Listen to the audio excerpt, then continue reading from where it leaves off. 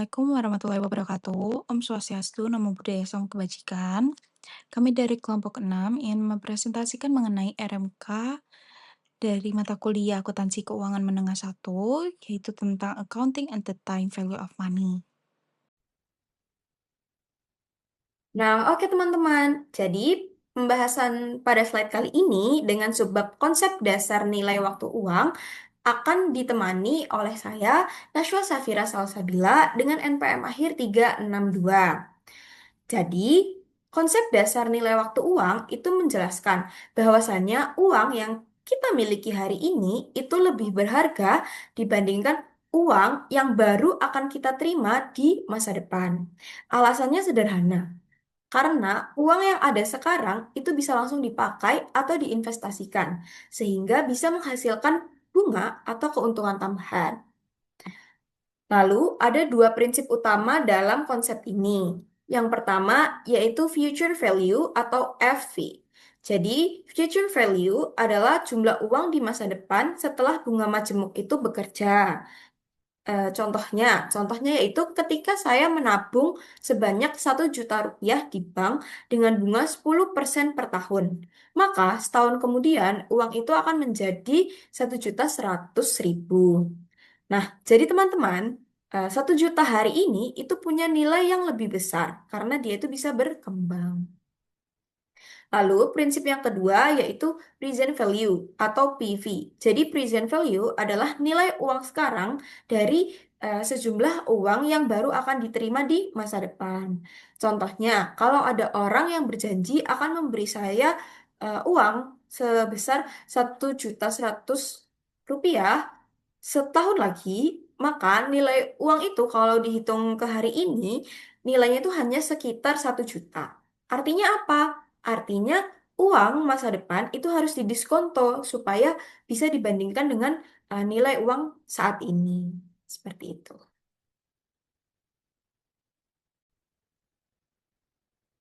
Nah, selanjutnya pada slide kedua, konsep nilai waktu uang itu penting karena dia memiliki banyak tujuan.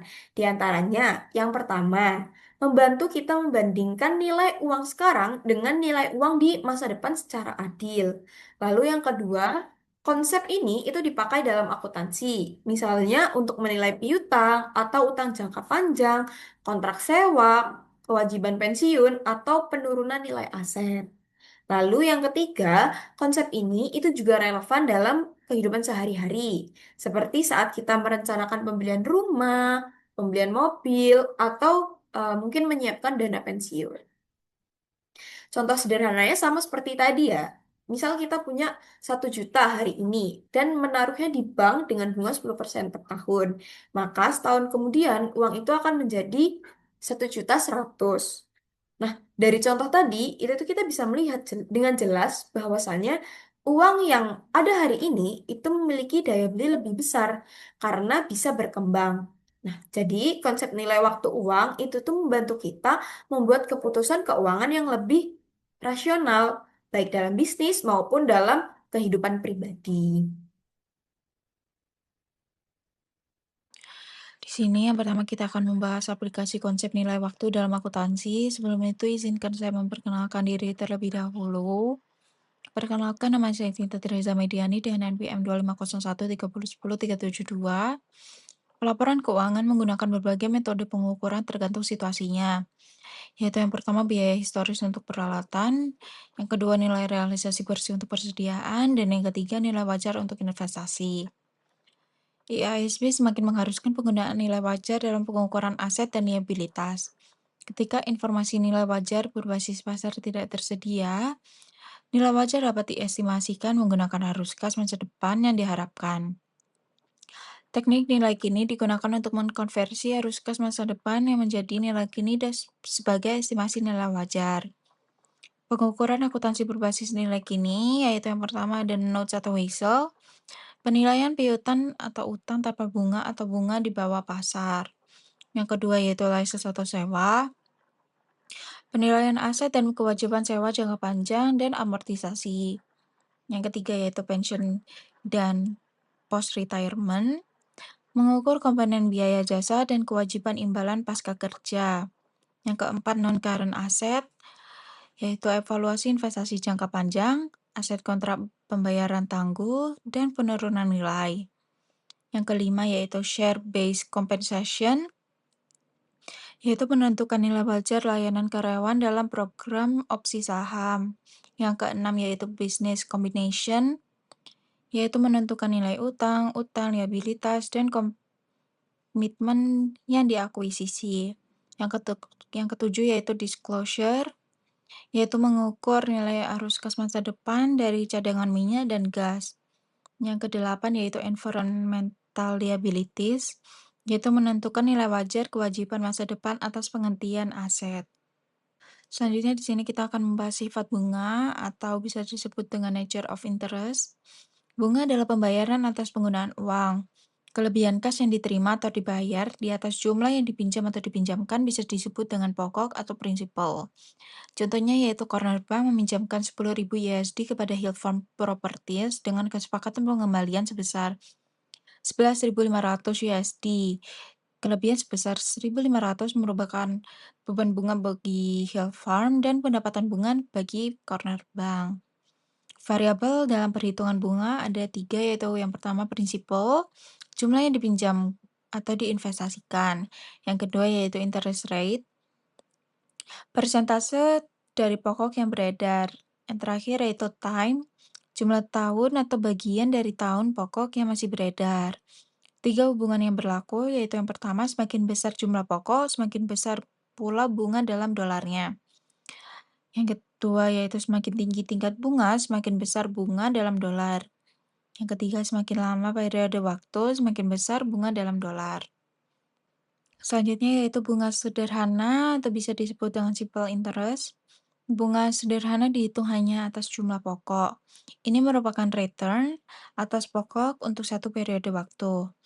Interest sama dengan P dikali I dikali N. P yaitu pokok atau prinsipal, I adalah tingkat bunga per periode, dan N adalah jumlah periodenya. Contohnya seperti Barstow Electric meminjam 10.000 USD selama 3 tahun dengan bunga sederhana 8% per tahun. Di sini kita bisa menghitung interestnya yaitu 10.000 USD dikali 8% dikali 3 sama dengan 2.400 USD. Jika Barstow meminjam 10.000 USD selama 3 bulan dengan bunga 8%, yaitu kita bisa hitung interestnya 10.000 USD dikali 8% dikali 3 dibagi 12, yaitu 200 USD. Selanjutnya kita membahas mengenai bunga majemuk atau bisa disebut dengan compound interest. Bunga majemuk dihitung atas pokok dan atas bunga yang telah diperoleh tetapi belum dibayarkan atau ditarik. Ini merupakan return atas pertumbuhan pokok untuk 2 periode waktu atau lebih.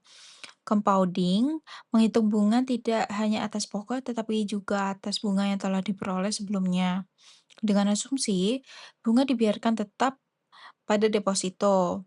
Contohnya seperti Vasquez Company mendeposito 10.000 USD di dua bank berbeda selama 3 tahun, masing-masing dengan tingkat bunga 9% per tahun.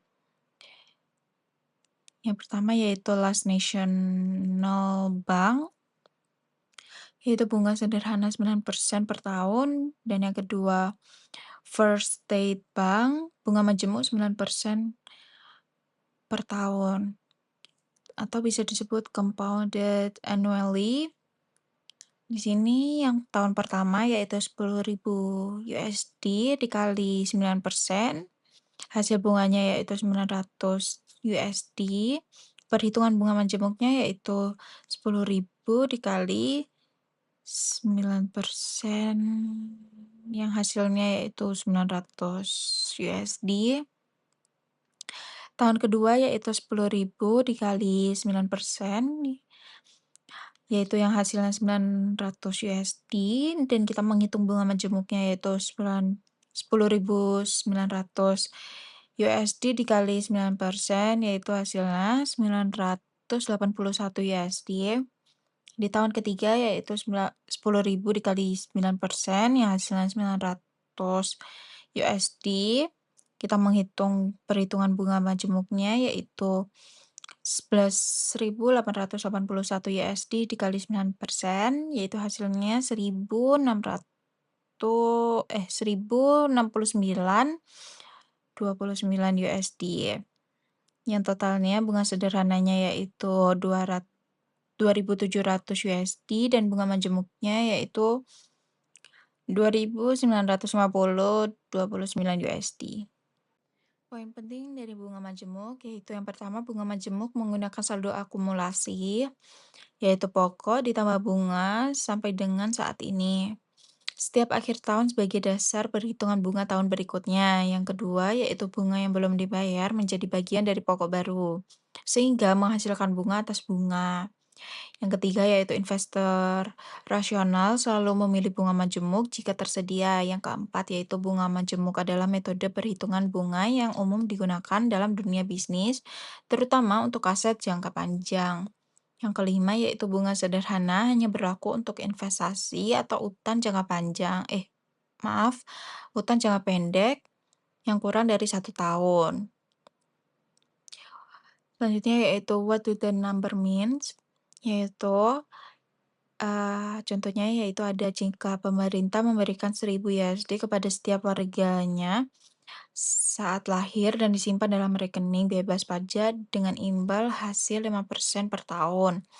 Jika didepositokan saat lahir, tumbuh menjadi 23.839 USD pada usia 65 tahun atau bisa disebut dengan annual compounding atau 25.617 USD dengan monthly compounding. Yang kedua yaitu jika baru didepositokan pada usia 18 tahun, hanya tumbuh menjadi 9.906 USD. Kesimpulannya yaitu mengurangi waktu investasi 1/3 saja menyebabkan pengurangan lebih dari 50% nilai akhir. Ini membuktikan pentingnya memulai investasi sedini mungkin. Sekian dari saya, terima kasih. Nah, sekarang kita masuk ke materi selanjutnya, yaitu compound interest tables. Nah, sebelumnya, jadi compound interest atau bunga majemuk adalah bunga yang dihitung bukan hanya atas modal awal, tetapi juga atas bunga yang telah dihasilkan sebelumnya. Nah, inilah yang membuat efek bunga yang berbunga. Nah, rumusnya sederhana, yaitu FV sama dengan PV dikali 1 plus R kuadrat N. Nah, FV artinya future value atau nilai akhir, kemudian PV artinya present value atau modal awal, kemudian ada R yaitu tingkat bunga per periode, dan N merupakan jumlah periode. Nah, semakin lama investasi dibiarkan, semakin besar efek dari bunga ini. Nah, di sini kita bisa lihat tabel faktor pertumbuhannya ya, yang atau 1 plus R kuadrat N. Nah, perhatikan bagaimana angka melonjak seiring bertambahnya periode. Misalnya, dengan bunga 15% selama 30 tahun, modalnya itu bisa tumbuh lebih dari 66 kali lipat. Inilah kekuatan waktu dalam investasi. Nah, jika kita mulai dengan 10 juta, lihat perbedaan hasilnya ya. Jadi pada bunga 2% selama 30 tahun, modalnya hanya menjadi 18 juta.